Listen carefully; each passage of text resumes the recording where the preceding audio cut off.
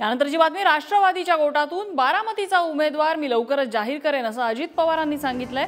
अजित पवारांनी सुप्रिया सुळेंना सुद्धा टोला लगावलाय। काही जण भावनिक होतील, त्यांचं ऐकू नका, शेवटची निवडणूक असंही सांगितलं जाईल, पण शेवटची निवडणूक कधी असेल हे माहित नाही असंही अजित पवार म्हणालेले आहेत।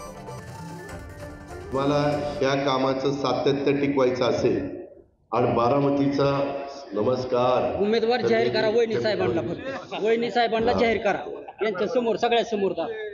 तर त्याच्यामध्ये मला आपल्याला एवढं सांगायचंय, ज्याला म्हणतात बारामती,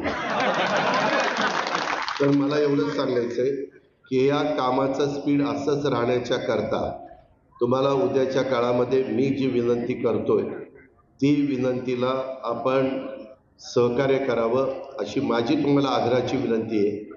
त्याबद्दल आपण सगळ्यांनी अतिशय बारकाईने विचार करा। जेव्हा शरद पवार साहेब बोलायचे, महत्त्वाच्या विषयावर बोलायचे, तुम्ही अशा बाजूला बसून बोलायचे, हा बरोबर आहे, असंच झालं पाहिजे, पण तुमची नजर असायची भलतीकडे। हे महाराष्ट्राला पण कळेल की काय माणूस आहे हा, आपल्या काकाच्या मृत्यूची वाट बघतोय। हे राजकारण आहे का अजित पवार?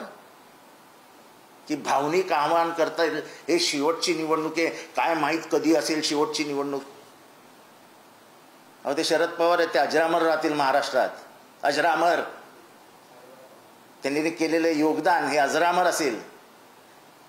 बारामतीत मी केलं, बारामतीत मी केलं, अरे बारामती दिली कोणी तुम्हाला हातात? ते बारामती भलत्यालाच देऊ शकले असते। दरम्यान अजित पवारांचं भाषण सुरू असताना एका कार्यकर्त्याने वहिनी साहेबांनाच उमेदवारी जाहीर करा अशी मागणी केली आणि त्यामुळे बारामतीत अजित पवारांच्या पत्नी सुनेत्रा पवार यांच्या उमेदवारीची पुन्हा चर्चा सुरू झाली। त्यामुळे बारामतीत सुनेत्रा पवार आणि सुप्रिया सुळे यांच्यामध्ये लढत रंगणार का अशा चर्चा सध्या जोर धरायला लागल्या। मला या कामाचं सातत्य टिकवायचं असेल आणि बारामतीचा नमस्कार उमेदवार जाहीर करा, वहिनी साहेबांना फक्त वहिनी साहेबांना जाहीर करा, यांच्या समोर सगळ्या समोर। तर त्याच्यामध्ये मला आपल्याला एवढं सांगायचंय, ज्याला म्हणतात बारामती,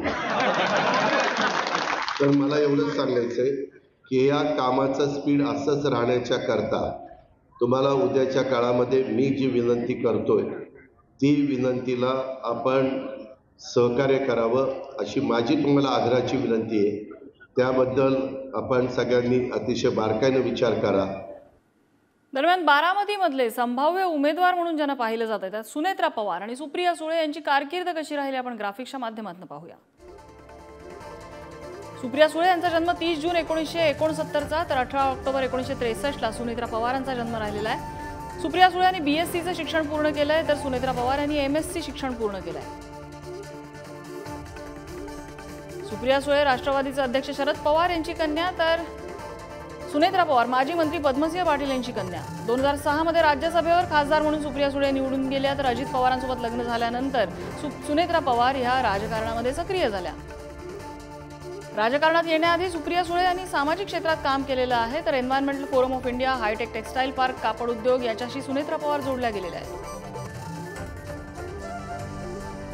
त्यामुळे बारामतीमध्ये नणंद विरुद्ध भावजय असा संघर्ष निवडणुकीच्या रिंगणात दिसणार का अशी चर्चा आहे। सुप्रिया सुळे या पवार चॅरिटेबल ट्रस्टच्या माध्यमातून अनेक सामाजिक कामं करतात, तर सुनेत्रा पवार ग्रामस्वच्छता, स्मार्ट विलेज, पर्यावरण, संतुलित गाव या सगळ्या माध्यमातून सक्रिय आहेत। यशवंतराव चव्हाण विकास प्रतिष्ठानच्या माध्यमातून सुप्रिया सुळे यांनी अनेक कामं केलेली आहेत, तर सुनेत्रा पवार या सुद्धा शिक्षण क्षेत्रामध्ये सक्रिय आहेत। 58 कोटी 78 लाख अशी सुप्रिया सुळे यांची संपत्ती आहे, तर 47 कोटींहून अधिक रकमेची सुनेत्रा पवार यांची मालमत्ता आहे।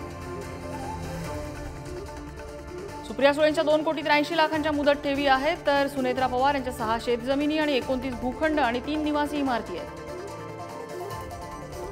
7 कोटी 77 लाखांच्या शेअर मार्केटमध्ये सुप्रिया सुळेंची गुंतवणूक आहे, तर 61 लाखांचे दागिने, 1 ट्रॉली, 1 इनोव्हा कार आणि 1 ट्रॅक्टर अशी सुनेत्रा पवार यांची मालमत्ता आहे। सुप्रिया सुळे यांच्याकडे 52 लाख किमतीचं सोनं आणि चांदी आहे, तर 1 कोटी 69 लाखांचे हिरे आहेत, तर सुनेत्रा पवार यांच्यावर 2 कोटी 68 लाखांचं कर्ज आहे। आहे